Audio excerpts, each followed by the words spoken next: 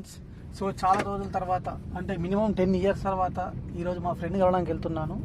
So వాడు ఎలా receive చేసుకుంటాడు, ఎలా రియాక్ట్ అవుతాడో మీరు ఈ వీడియోలో చూడండి, ఓకేనా? సో హైదరాబాద్కి వెళ్ళిన తర్వాత హైదరాబాద్ ఆ బిజీ లైఫ్కి అలవాటు పడిపోయి ఫ్రెండ్స్ని, రిలేషన్స్ని కాస్త దూరంగా ఉన్నాము. సో మా విలేజ్కి వచ్చి 10 నెలలు అవుతుంది. ఇక్కడ చాలా సంతోషంగా ఉంది. మళ్ళీ ఈ మంత్లో హైదరాబాద్కి వెళ్ళిపోవడం అంటే కాస్త ఇబ్బందిగా ఉంది. బట్ ఉద్యోగరీత్యా హైదరాబాద్లో ఉండడం తప్పదు.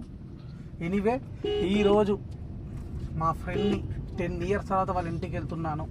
వాడు ఎలా రియాక్ట్ అవుతాడు మీరు ఈ వీడియోలో చూడండి, ఓకే? పెద్దపల్లి నుంచి దేవునిపల్లె ఊర్లోకి వెళ్తున్నాను. దేవునిపల్లె అంటే చాలా పవిత్రమైన ఊరు. అక్కడ శ్రీ లక్ష్మీ నరసింహస్వామి కూడా అక్కడే ఉంటాడు. నేను ఈ పెద్దపల్లికి వచ్చిన ప్రతిసారి ఇక్కడ ఉండే ఒక ఆంజనేయ స్వామి విగ్రహానికి, ఆ దేవుడికి మొక్కకుండా నేను అసలు ఈ పెద్దపల్లి ఊరు దాటను. సో మీకు ఆ విగ్రహం కూడా చూపెడతాను, మీరు కూడా ఆ విగ్రహానికి మొక్కండి, ఓకేనా? చూడండి, ఇంకో 100 మీటర్లో మనకు ఆ హనుమాన్ అంటే ఆంజనేయ స్వామి విగ్రహం మనకు కనబడుతుంది. ఆ విగ్రహం చాలా పవిత్రమైనది. నేను వచ్చిన ప్రతిసారి, పెద్దపల్లికి వచ్చిన ప్రతిసారి ఆ హనుమాన్ విగ్రహానికి మొక్కకుండా ఎప్పుడు వెళ్ళాను, అసలు ఈ ఊరు దాటి వెళ్ళాను. సో ఆంజనేయ స్వామి ఆశీస్సులు మీకు కూడా ఉండాలి అని నేను కోరుకుంటున్నాను.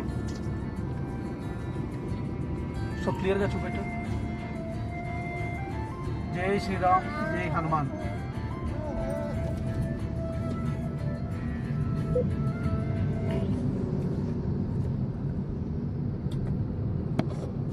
ఇక్కడ నుంచి లెఫ్ట్కి తీసుకుంటేనండి మనం పెద్దపల్లి నుంచి వచ్చినప్పుడు అందులపల్లి నుంచి లెఫ్ట్ తీసుకోవాలి. సో మనకు దేవునిపల్లి అనే ఒక గ్రామం ఉంటుంది.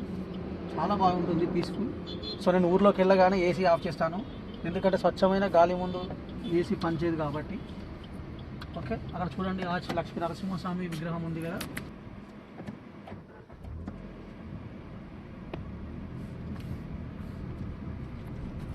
సో ఊళ్ళోకి వచ్చాము.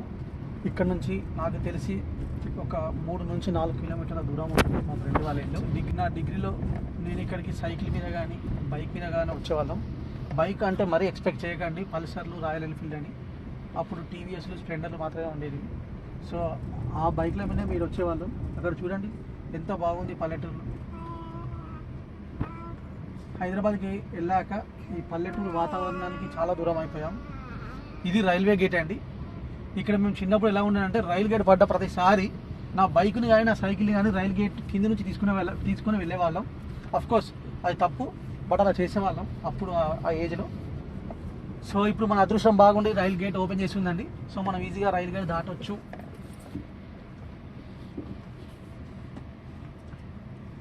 చూడండి, రైట్కి వెళ్తే హైదరాబాద్ అండి, లెఫ్ట్కి వెళ్తే మంచిర్యాల వస్తుంది. సో ఇప్పుడు నేను ఏసీని ఆఫ్ చేస్తున్నాను, ఎందుకంటే ఏసీ అవసరం లేదు. సో కొద్దిగా విండోస్ ఓపెన్ చేస్తున్నాను, ఈ చల్లటి గాలిని పీల్దామని.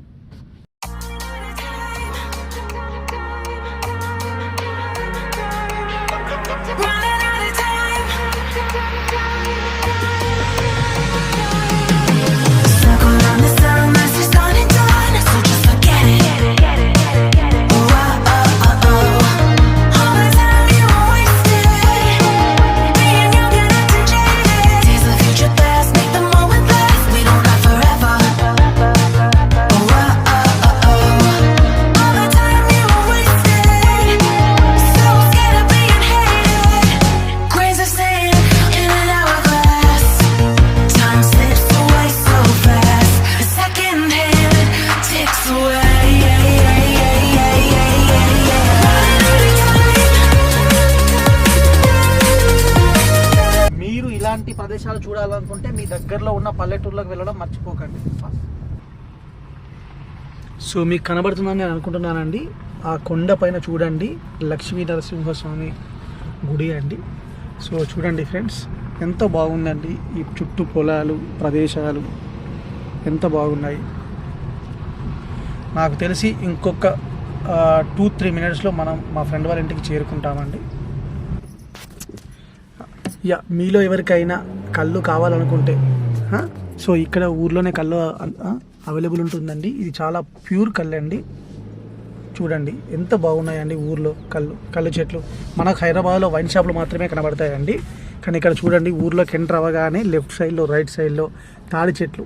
Okay, so morning early morning అంటే ఉదయాన్నే కళ్ళు తాగితే ఎంత బాగుంటుంది మీరు ఒక్కసారి అనుకోండి. సో ఊర్లోకి ఎంటర్ అవుతున్నామండి. నాకు తెలిసి నేను మా ఫ్రెండ్ వాళ్ళ ఇల్లు గుర్తు పట్టకపోవచ్చు, బట్ ట్రై చేద్దాం. ఓకేనా?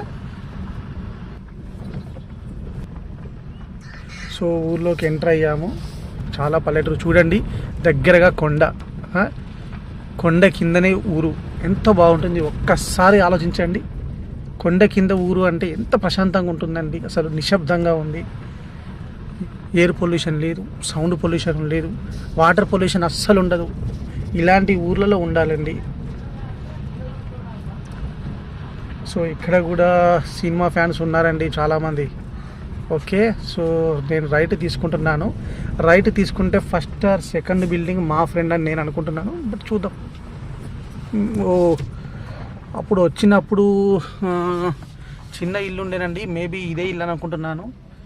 ఒక్కసారి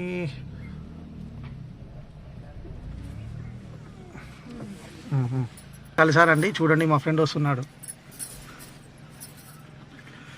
వాడే మా ఫ్రెండ్ అండి. వాడు డిగ్రీ నుంచి చాలా బిజీ. సో వాడు కొంచెం పొలిటీషియన్, రాజకీయంగా కొంచెం ఎదుగుతున్నాడు. డిగ్రీ నుంచి చూస్తున్నాను. వాడు అసలు అపాయింట్మెంట్ దొరకదండి, అంత బిజీగా ఉంటాడు. అలాగే యువ రైతు కూడా. సో గైస్, చూసారు కదా ఈరోజు మన వీడియో. దయచేసి లైక్ చేయండి, షేర్ చేయండి. మరిన్ని వీడియోల కోసం సబ్స్క్రైబ్ చేయడం మర్చిపోకండి. Thank you very much.